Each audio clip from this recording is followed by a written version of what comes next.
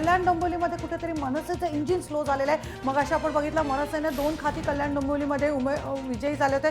3 उमेदवार आता मनसेचे उमेदवार विजयी झाल्याचं कळत आहे। पण मनसेचे अनेक उमेदवार सध्या पिछाडीवर आहेत। मावळत्या सभागृहात मनसेचे 27 नगरसेवक होते, मात्र अजूनही मनसे कुठेतरी पिछाडीवर गेलेली दिसते।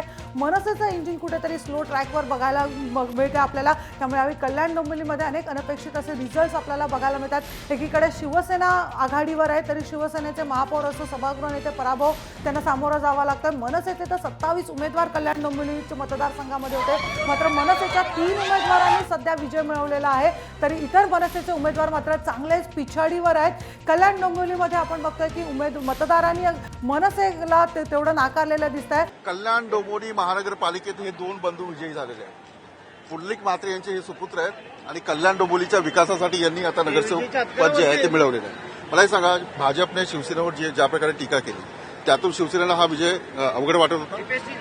अवघड वाटण्याचा काही संबंध नाही। शिवसेनेला त्यांच्या केलेल्या आत्मविश्वास, केलेल्या कामांचा आत्मविश्वास होता।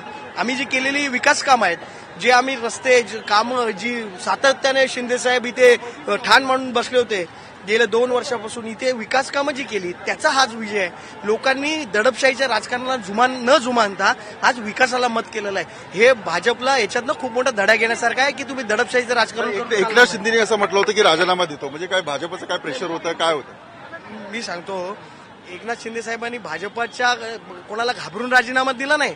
त्यांचं जे दडपशाहीचं अन्यायकारक जे राजकारण चालू आहे त्याच्या संबंधित त्यांनी राजीनामा त्यांच्या कार्यकर्त्यांसाठी, आमच्यासाठी दिला।